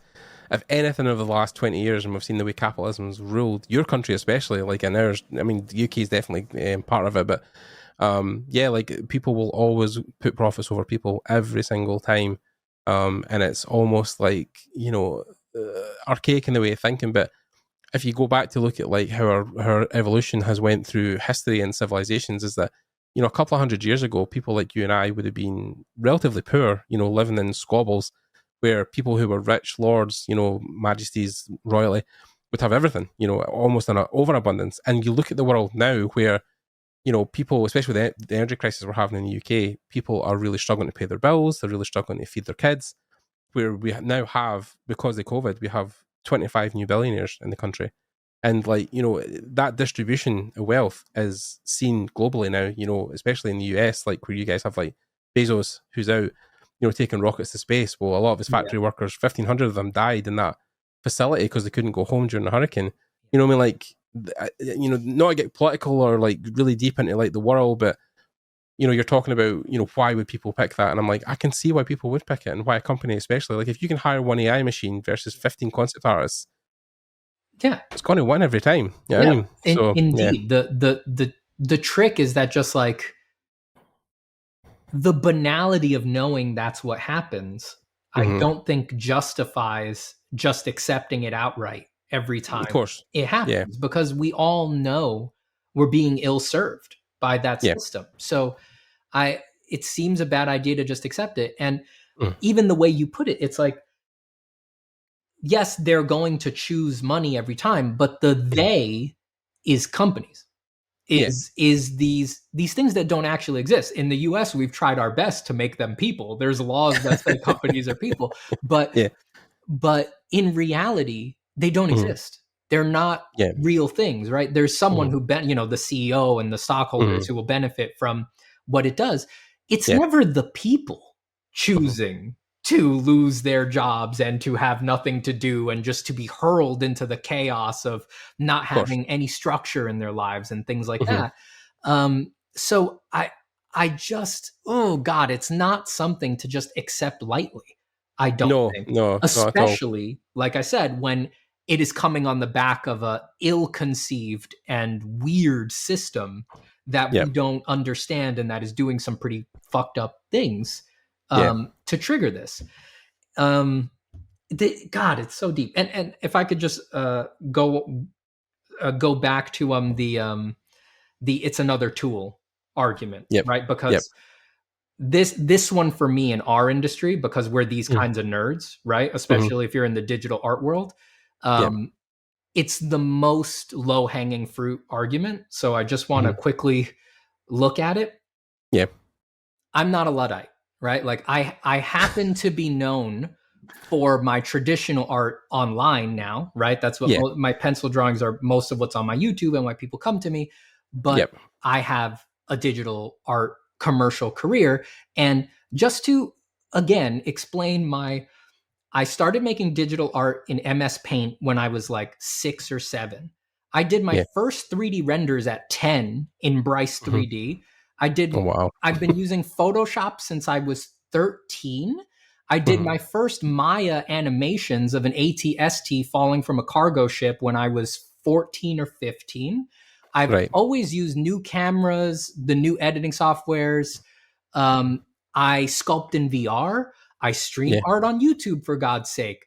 I'm surrounded by 3 monitors, one of which I can draw on. I record my pencil drawings on a $3,000 camera. If you think I resist tools, you're nuts. Because just to keep going, even after I left after I started moving away from the industries, I learned Blender for fun. I learned how to sculpt in 3D in VR for fun. I love tools. I've been using them my whole life and never begrudgingly. Every time that I've learned them, I learn them happily. They're some of my favorite times in art making. The month-long heat of like learning a new program, and you're figuring out what it does and things like that. I love that stuff. And I only want more of those things, right? To make an analogy again to the auto workers, when the auto workers were on the assembly line, throughout the history of their production, there would have been many new tools introduced, right? So one day someone would have come in and said, we use this wrench now. And they would have been like, this goddamn wrench. It's not the wrench I like using. And they were wrong. They should have just used that wrench. And then someone came in and said, well, now we use this kind of powered riveting gun, right? And they're like, well, I don't like riveting like that, but God damn it, I'll use the riveting gun, right? And at each one of those turns, they would have indeed been wrong to resist. It was a tool, right? And there would have been small changes to the incentive structure. Maybe they had to work longer hours. Maybe it slightly improved productivity such that maybe they would hire a few less people per year. But one day, the gate of the factory rolled open and they rolled in a KUKA arm. And on that day, the people who said we shouldn't use the KUKA arm for the auto workers would have been right. That was the one. The KUKA arm, if for the people who don't know the industry lingo, the KUKA arm is is the biggest brand of robot arm that does automation on lines and things like that. With that particular one, that was the one. That was the killer. That was the one where, it wasn't a tool, it was a replacement. There was a significant difference there. And the threat with these AIs, I think, is that as someone who has used tools their whole life, I don't think it's a tool. It's a replacement. And okay, now let me get some caveats there, right? People say, no, it is a tool because I'm sitting in front of it right now doing prompts and turning dials, right? I think that to think that that's what it's going to be forever is a failure of imagination because most people didn't know these things existed 8 months ago, right? So I would argue the prompting is going to stop. That's my big argument. I see, or it's clear to me that you look at something like Midjourney, right? Which Right. makes all prompts publicly permanently available. It's a huge data set of not just the images everybody's making, but also the words that they used. Guess what? When you're prompting, you're training the next part of the AI. The AI is learning what people want, what they're asking for. And unfortunately, what's happening with these things right now is that the most tasteful people in the world are telling the robot 100 times a day, here's what I want to see, here's what I want to see, here's what I want to see. Now, this is, I have to admit, in the spirit of honest debate, I have to admit here that this is fortune telling, but I don't think it's much of a jump to see that once they have enough data, they don't need you. Just run it on autopilot. The AIs are just as good at generating strings of text as they are at generating images. They can run it on autopilot. It prompts itself. And honestly, the speed at which you type is just a limiting factor for a company whose real product here is that they can produce an infinitude of images with very little overhead, right? So I think you mentioned earlier the idea of getting a job as an AI like artist, right? Which I'm thinking of that as like the dream of getting a job as an AI soothsayer. You're like the guy trying to pull the cobra out of the basket using your flute. It's like, I don't think that's going to be around long. You know, I don't see it's going to get good enough, fast enough, and be so good at honestly knowing your intentions before you know them, which I really, for other reasons, I think is very possible. That the idea of getting a soothsayer job is pretty, I don't think it's realistic. I don't think that that's coming. And at that point, it will have functioned for a huge amount of jobs. And again, I want to drive a point here. We like making art. It's not like screwing a door to a car, right? Which you can love for the great life that it gives you. The difference with art is that we like making art. Why are we automating one of the few things human beings really like doing, right? Creativity, yeah. For that thing, at that point, it will have proven itself to not be a tool. It would have been the KUKA arm coming into the factory. It will be a replacement, not a tool. And that's, I think that that's only a matter of time. And if the timelines that this has been occurring on are any indication, it will surprise us. It will surprise us how quickly it happens.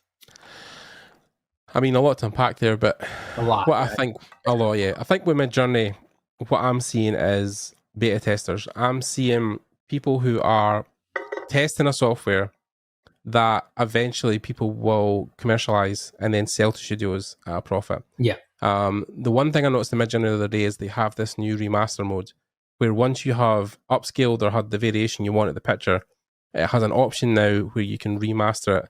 And what it actually does is it makes the painting more like a painting, because the biggest complaint people had was when you looked at AI is that it didn't look like a painting, it just looked like AI generated a mess. Yeah. So when you press this button now, it makes it more like a painting because they're like, well, that's something people want. So now they're adding the button because they've had the feedback.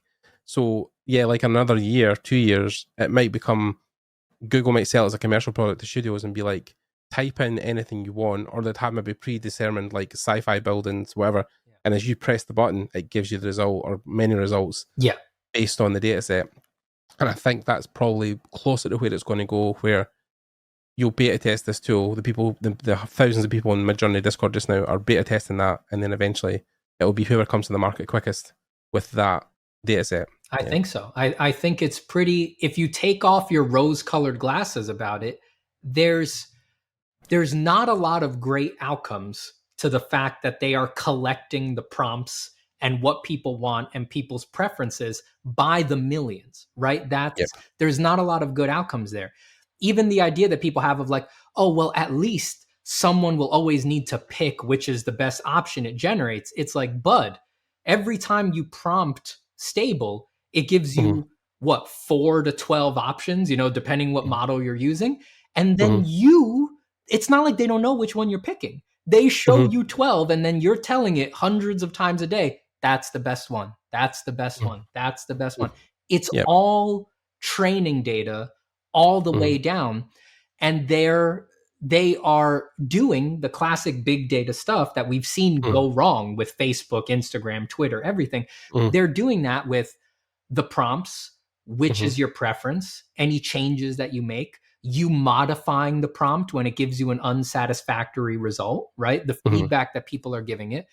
I agree. I think it's inevitable that we will look back on this time and we'll be like, that was a very shrewd way to get people to continue to train the model for free.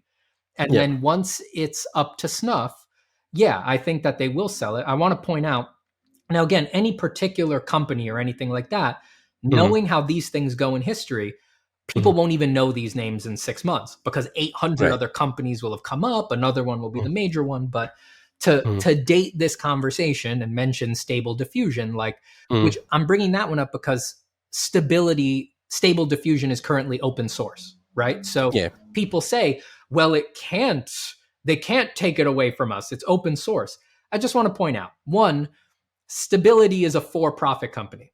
And the CEO of Stability, Ahmad, I forget his last name, but Ahmad was a hedge fund manager for 19 years. And he is going after a $1 billion valuation for Stability. If that sounds like somebody who is inclined to give you your favorite toy for free forever, I don't think you've been on this planet for very long.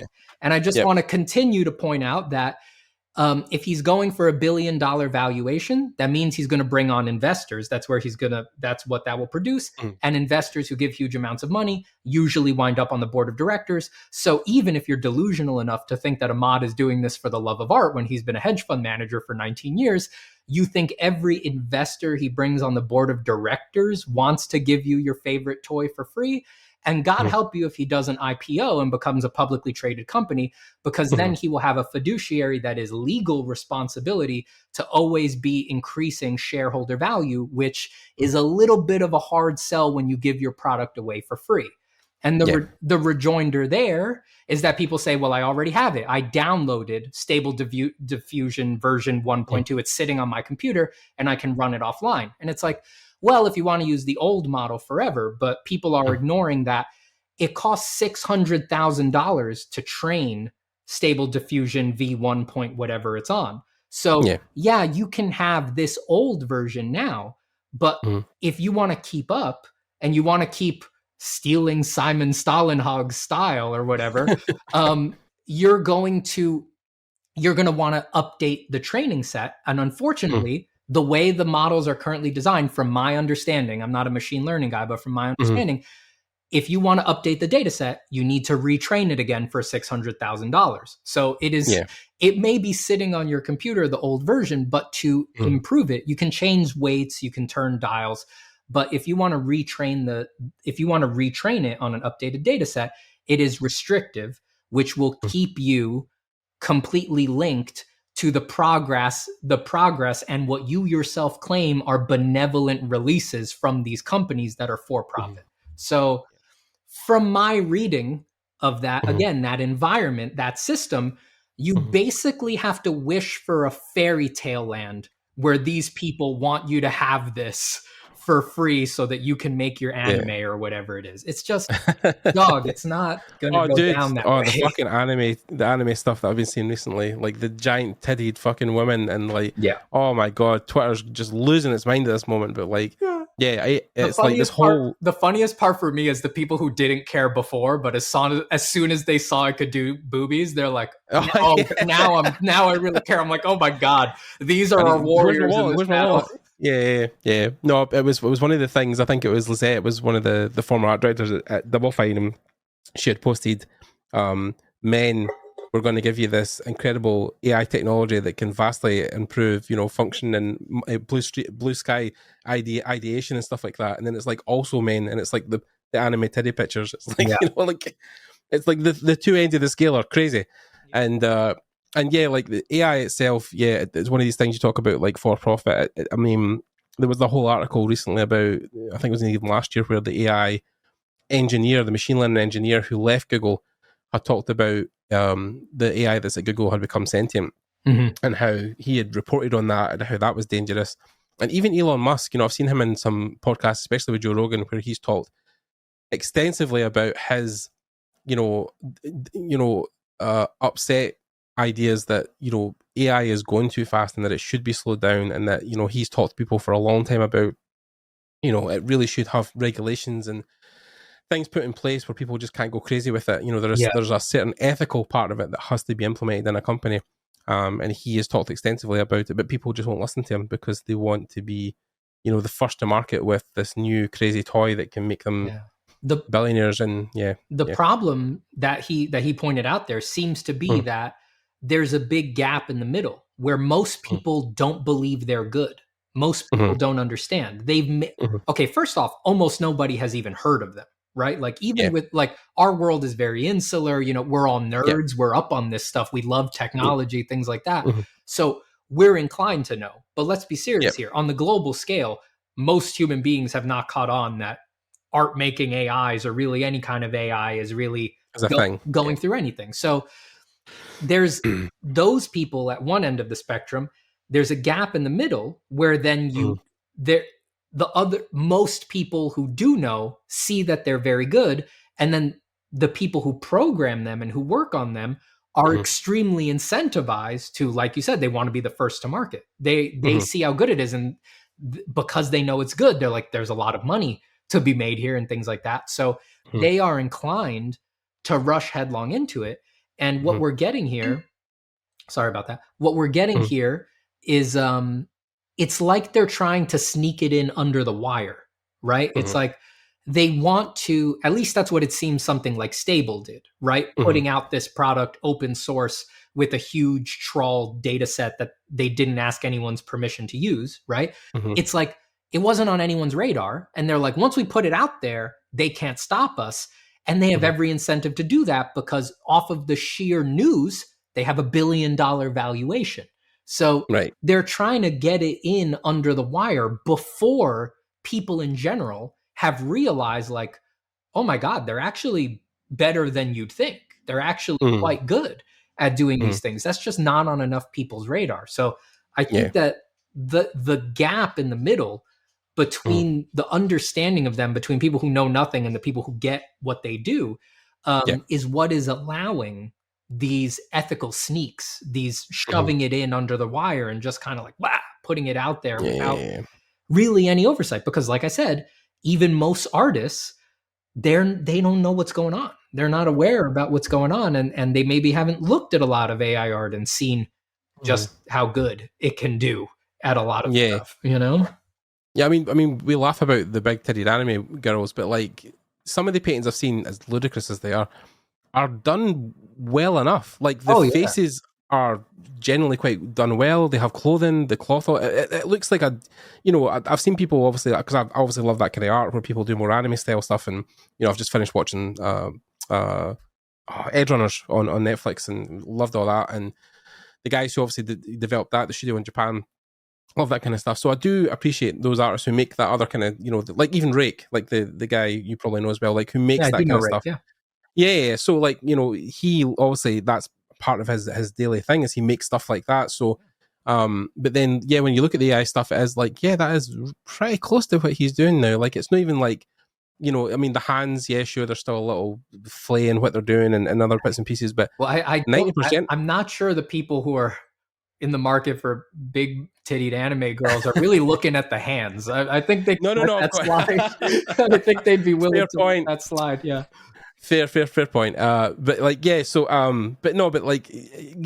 look, I think when I initially looked at this stuff back even a year ago, you were saying to yourself, like, it looks okay, but it's not quite there. It's, the faces weren't right. And but now, that stuff is like, wow, like how the fuck, like, it's so close to, it looks quite, like somebody could spend 100 hours on a painting like that and maybe not even come that close, and that's the scary thing. Yeah. I mean, as someone who's very, I've been looking at a lot of art my whole life and teaching art and learning from the best. Like, I don't like most stuff.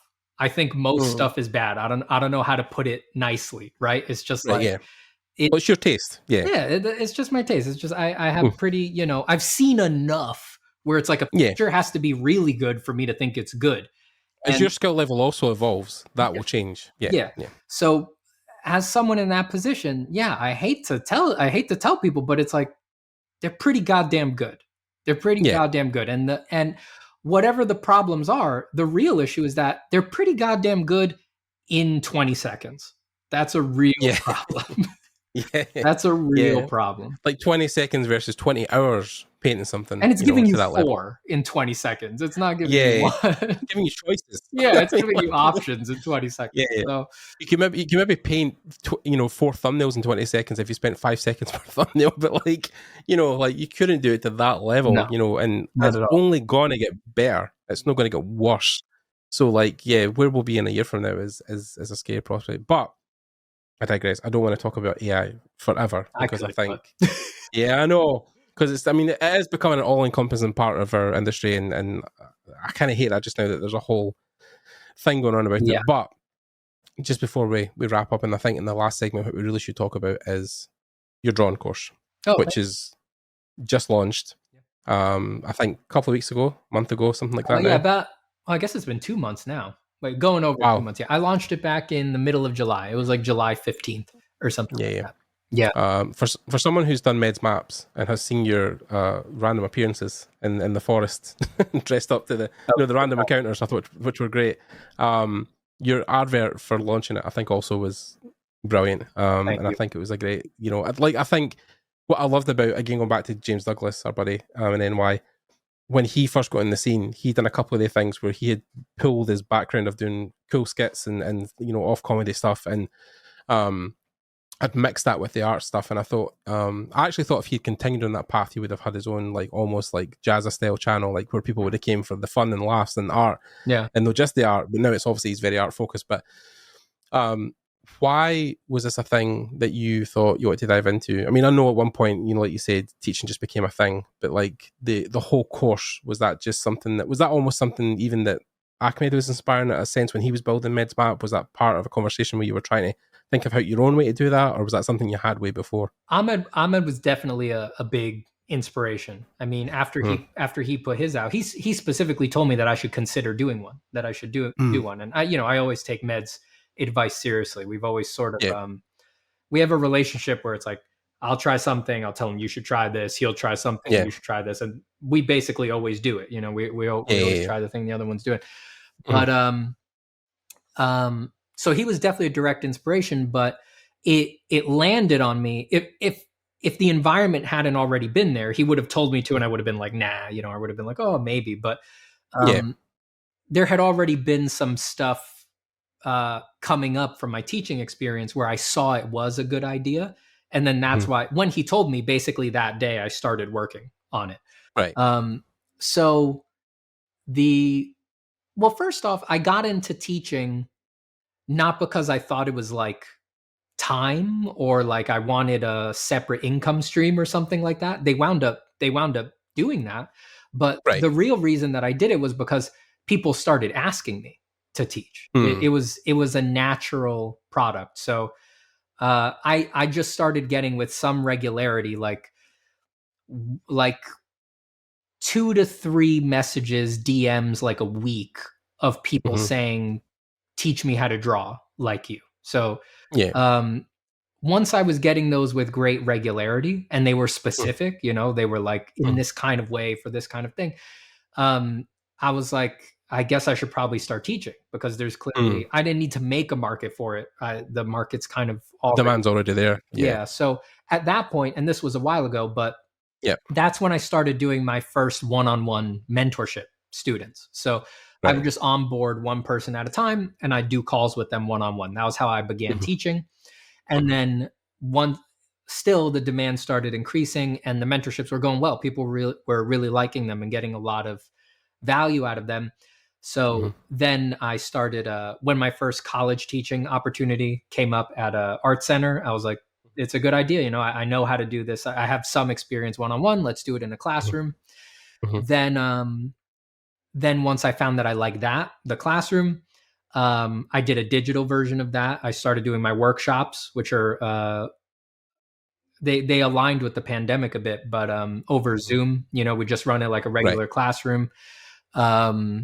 And we I was doing that with groups of 10 students at a time. Mhm.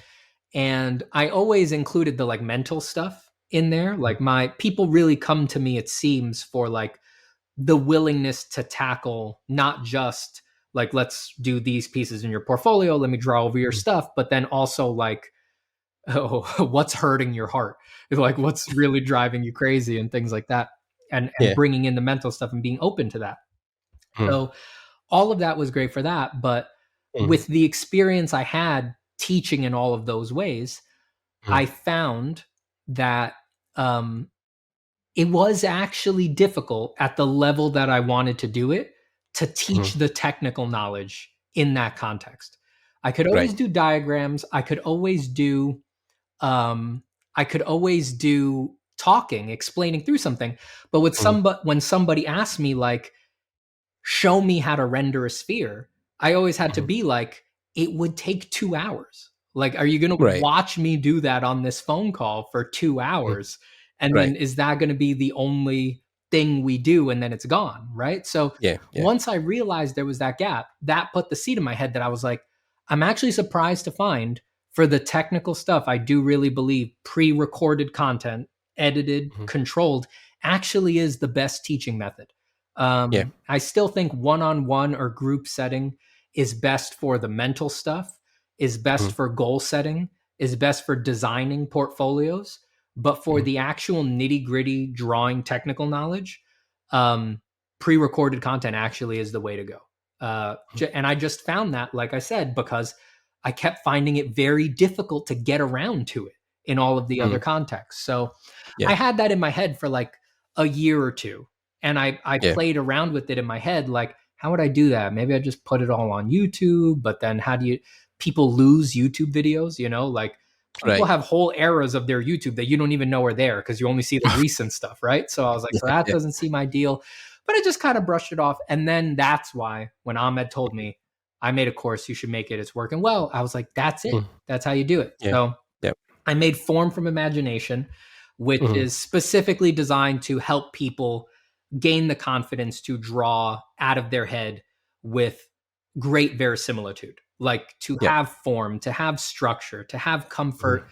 inventing things that look realistic. We could debate what Mhm. realism means, but Yeah. Yeah. basically, like if you've seen my art, stuff like that, like winging it, Yeah. but still giving it structure and solid rendering and giving it dimensionality, Yeah. and being comfortable making things up from your mind.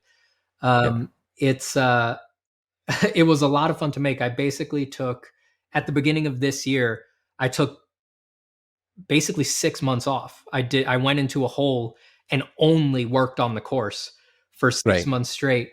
So it was a huge period of doing all the demos, rewatching the recordings of all the demos and writing the scripts for everything that I said, Right. recording my voiceovers. It's a lot of work because I think it's near 60 videos across the whole thing. Wow. It's a ridiculous amount of hours, and it's like Mhm. it was a ton of work. Then I had to edit everything, do all of the work of uploading it and all that. But Yeah. Yeah. it was 6 months of only doing that. I basically did Right. nothing else. I ran one workshop in February, and then after that, Mm. it was all just working on this thing. Mhm. And it's out now. You should check it out. Mhm. Right now, it's I really believe in feedback for art Mhm. courses. You know, like Mhm. as I've said, my background is from doing one-on-one group settings, college classes. So Yep. Yep. to me, feedback is super, super important. So Yep. right now, I'm only saying right now because there's just from messages and people talking to me, there's a little interest in an alternative. But the way that I launched and the way it is right now, it's feedback only. Like it's for feedback. So Right. you get the course. It's a course you're doing with me, just in an asymmetrical sense. You watch Right. the pre-recorded content. You do the assignments at your own pace. We have our Mhm. community page. You post to the community, and I give Mhm. feedback on everything. I mean, as far as I know right now, for the tons of assignments that people have posted, I haven't missed one. I'm doing feedback on Right. absolutely everything, diagrams, drawovers, everything like that. But that way people aren't alone. And as I would describe the course as exhaustive, but in this way, it's art. Art is so huge and so broad that even if you tried to cover it as I did, these foundational exercises and moving all the way up to much more complex material, there's still always more to say. So the feedback allows me to cover areas that I didn't quite get to adjust people's personal problems. Like, you're focusing too much on this aspect, relax on this, tighten this.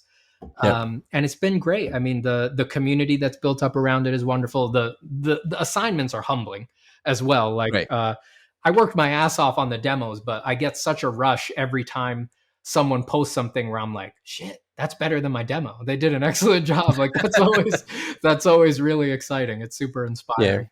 So, that's the course. If you're interested in something like that, I'd love to have anybody aboard. You could check it out at www.formfromimagination.com. It's got the video, it's got the info on there, and it has the index. You can get a preview of all the sub chapters, it lists all of the videos that are actually in there, so you can see the sweeping scope of everything that gets covered. And the ads were super fun to do. I'm going to do more. And that, like James, I just have a similar background where me and my friends, I had a lot of friends who were into film back in high school. And I always liked acting and just goofing off and things like that. So I had a lot of fun exposure with that as a kid. And I'm still friends with those people, fortunately. So when it came time to do it, it was just fun for us. I was like, we haven't had a reason to do something like that in a long time. Let's do it. And we already have the grooves for that. You know, we know how to write the script. We know what stuff we're going to need. We know how to shoot stuff, how to light it. Yeah. So that ad, for anyone who's interested in any stuff like this, my wife and I sort of came up with the idea and wrote the loose script one afternoon for like 2 hours. And then we were like, we're filming that tomorrow. And in one day, we filmed everything start to finish. In my experience, it takes about a whole day to do a minute of decent content. It's a little more than a minute. So we did a great job there, I'd say. And then I edited it in like 8 hours the next day. So it was like a tight 2 days of putting it together. It was tons of fun. It was a real blast. The thing as well, I think I found with people who live in New York, I don't know if it's maybe even just like, there's a culture also in LA, but that's because there's so many actors out there. But in New York, so many people I know also moonlight as stand-up comedians. Like, there's a whole stand-up culture in New York that people, you know, just try it. At least once in their life I've tried stand-up, or I've tried getting in front of an open mic, and I mean, I couldn't do it. I'm fucking terrified. But like, I mean, it's one of these things that I think if you can bring that, also it attracts more people to your cause, because it's like art, in a sense, going through even university can be dull in a sense that, like, know that art isn't exciting, but how people can teach it. Because I feel like as many good artists as there are in the world, not every good artist is a good teacher. So it's great to find somebody who feels like they're young in a sense, that they're young at heart, like they're doing fun things, like you said, like even the random incursions that Meds put in his map is like, it's fun. It's something that breaks up the monotony of, you know, maybe just drawing forever for 5-6 hours a day. You have a fun video, like, oh, this is fun, you know, and keep going. When you kind of gamify almost, like working out and leveling up, and I know Antonio in ArtWad has done a similar thing now. When you submit your WADs for the week or the things you've done, you have now a leveling system where you can level up to different levels of Goblin, you know, and depending how much you put in, which is fun. Like, it's something that keeps people engaged and makes more people want it. And, you know, whatever you're charging for your course, I mean, what are you how much is your course right now at the moment? It's 640. Like, like I said, which is great. No, because look, I was just going to say, because like with CGMA, with a lot of those big schools, like you will pay, you know, you went to Art Center, right? You know what I'm talking about.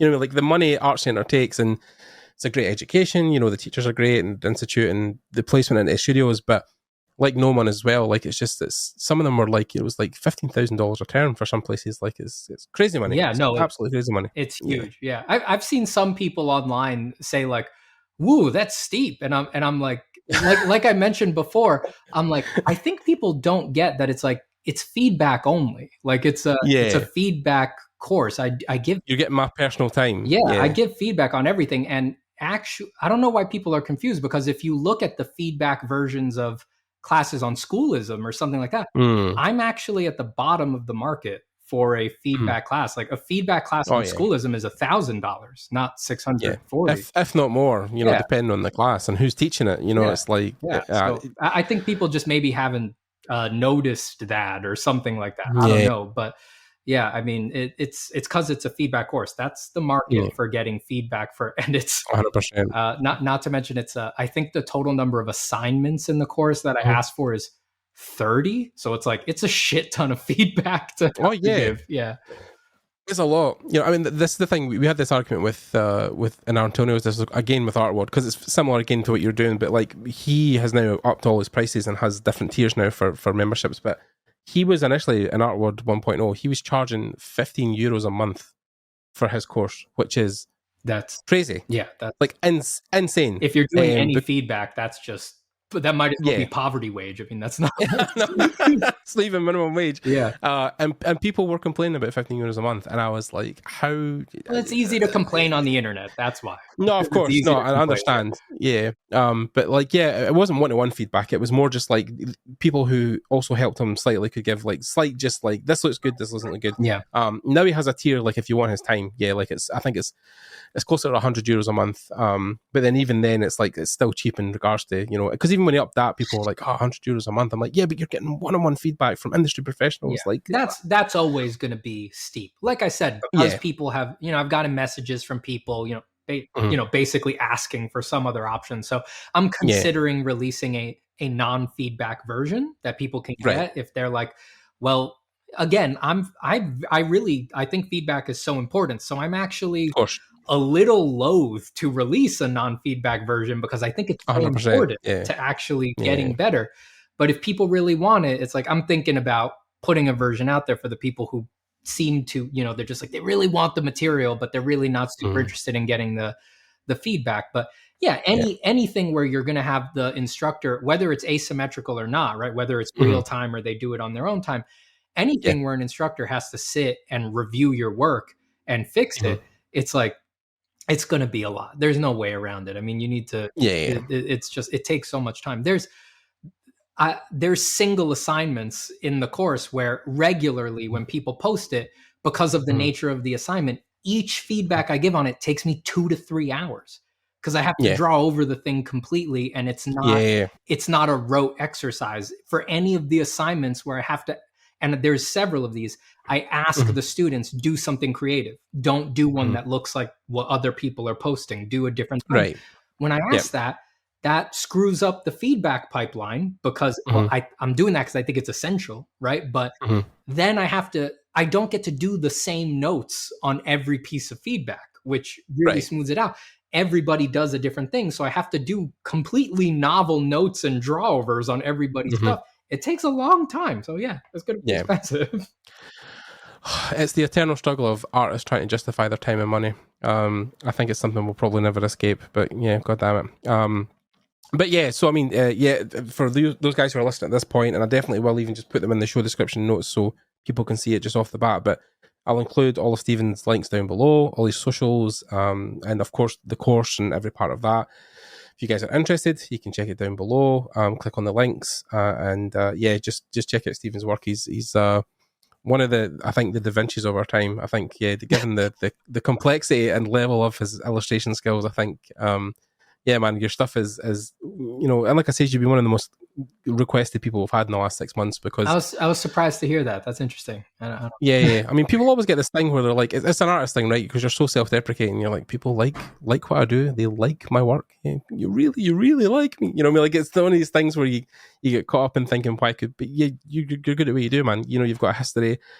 And you're now at this era where I've seen, like with Ahmed, people who have spent, you know, the 10 plus years building their career and are now in this void where there's a whole new generation of concept artists trying to come out of the world and find, you know, their way into the industry, and they're looking for teachers, they're looking for guides. You're one of them. So I mean, it's also, you're one of the very few people I think who's put out a course to this extent. You know, Ahmed, when he done his map, you know, everybody was floored at the time because it was, you know, I think he almost done it in spite of Art Center because, you know, he has this whole thing where, you know, he hates, you know, the brick and mortar establishment and hates it. But then, yeah, like you're one of maybe like, I don't know, 5 people I know in the whole industry that's done it. Med was a huge inspiration. I mean, until it occurs to you that you could really do one at that scale, unless someone has trailblazed it, like maybe someone like Med did, Yeah. it kind of seems like a crazy idea or a bad idea or course. something like that. But Yeah. it's a huge amount of work to try to actually, again, because art is so broad, even on a narrow skill set, it's a huge amount of work to try to go from the beginning to the end of it, Yeah. especially, doing it yourself and sort of self-motivating on it. Yeah. But I've got to say, like, as a teacher, it's so beneficial for me to be able to just say, it's all here, right? Like that for that particular question, right? Like, it's easy to ask, like, how do you draw from imagination well, right? Like, it's easy to ask that. The answer is like 30 hours long and involves a huge amount of work. So it's just so much easier. It's so good to just have regurgitated it carefully, very craftily and lovingly, to have put it down cohesively one time and then just have it and be like, that's my answer to that big question. Basically. Yeah, I'd done the same. I used to have people used to, even when I started the podcast, because I wasn't a professional, but because I spoke to so many people would be like, can you give me advice? And I used to have a just copy and paste. Here's the artists I look at. Here's the books to buy. Yeah, and I just used to paste it to people and say, here's my answer. Because like you say, you could get so caught up in just regurgitating that constantly.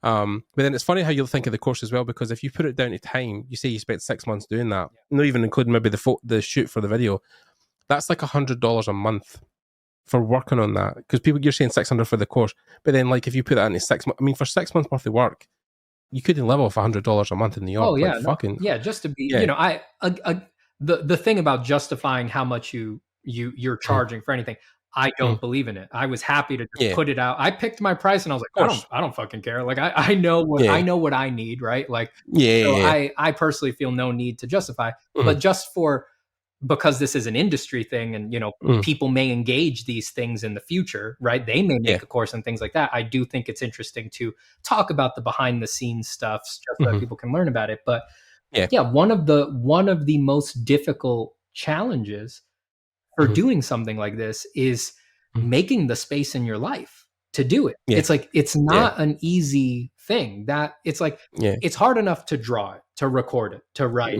to edit it, to do the curriculum, right?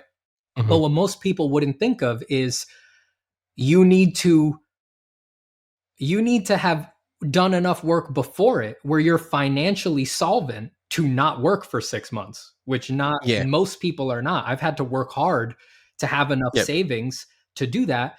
And then that doesn't even consider the emotional difficulty of telling like your wife and your parents, like, I'm going to not work for 6 months on a business venture. Like, you have to have very good relationships where people are going to look at you and be like, okay, I trust you. I think you could do it. Like, it's not, there's so many things going on in there and there's a lot of risk. So for anyone who's thinking of doing all of those things, like, it's like, sometimes you just need to, if you're going to take the leap of faith and you're going to risk so much, you should totally be okay just valuing yourself at what you value yourself at. Yeah.